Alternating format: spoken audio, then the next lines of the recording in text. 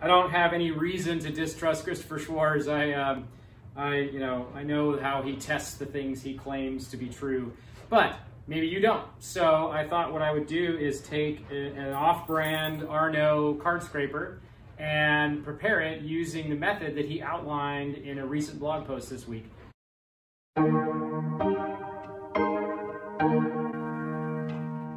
So if you watched the first video, you've seen how we can grind this shape and prepare it for sharpening. So we're gonna follow his instructions. I've got my burnisher here, and we're gonna get a little oil on the scraper, as well as the burnisher. We'll put this thing on the edge of the chop. And I'm pushing pretty hard. Okay, so that was 25 strokes on that edge. We got to do it on all 4 long edges. One of the reasons this technique intrigued me initially was he completely eliminated the polishing of the face of the scraper.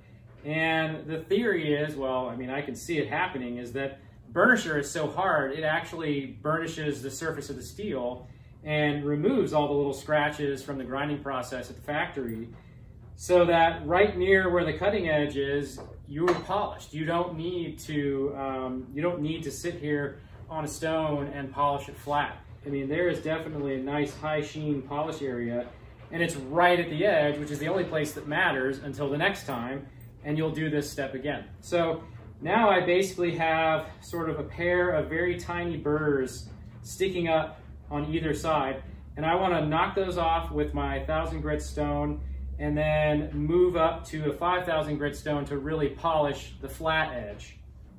I've got my block of wood that's 90 degrees. It's got a chamfer here to relieve the edge. Keeps any little burrs that form or splinters from the wood from messing up the edge. And I'm gonna lay it down here, and I'm gonna slide it back and forth. I'm gonna work the full length of this part of the edge here, and I am going to move it around on the stone so I don't dig a hole in my stone. That's about all it takes. You're just trying to get those burrs off. This is the one that I prepared with a grinder and then a file and then this stone. So it didn't require much work either, but I can feel those burrs on the other edge, so we'll polish that off. All right, now we're gonna do the same thing on the 5000 grit stone, which will take this edge up to the next level of polish.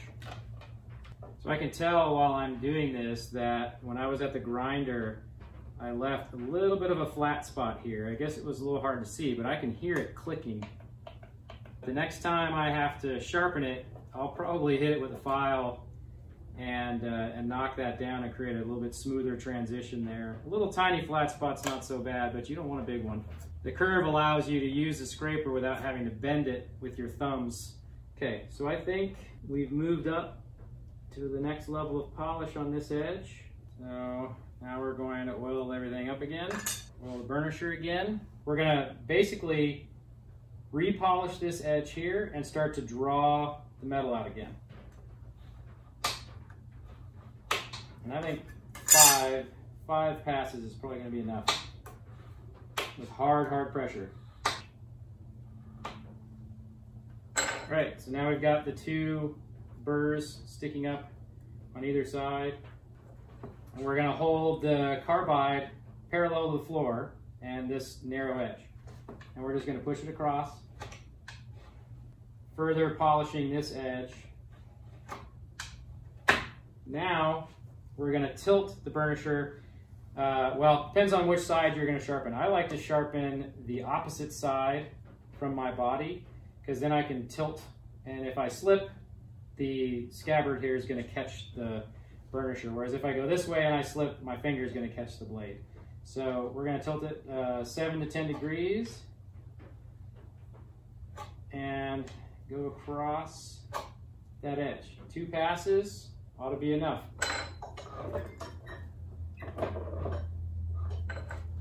Same thing.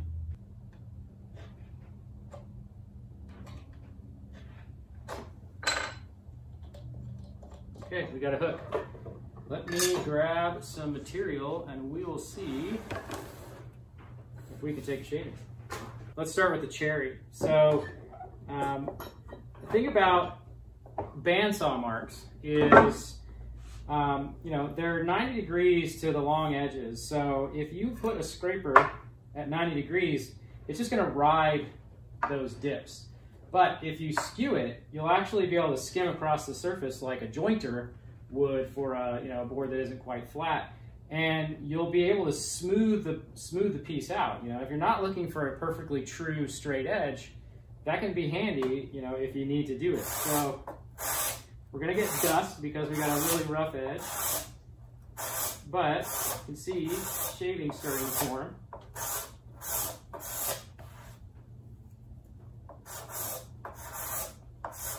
Okay, and I probably trashed that edge with all the dirt that's in the in this board, but let's try the other side. Okay, so there you're getting a shaving. So, and you saw there, just like with a plane blade, if you run that iron over a dirty surface, you know, like a mill rough edge, you're gonna dull that edge. And so I did that. I mean, I knocked the edge off that thing in a heartbeat. But you can see, it actually has kind of a smooth appearance. It's not perfectly flat, but it looks clean. And, you know, it's a good looking board. So that's the cherry. Let's do the curly maple.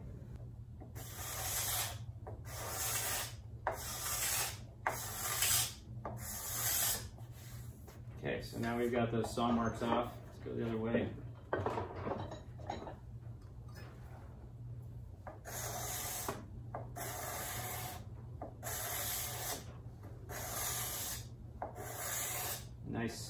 Nice shavings. Try a piece of walnut.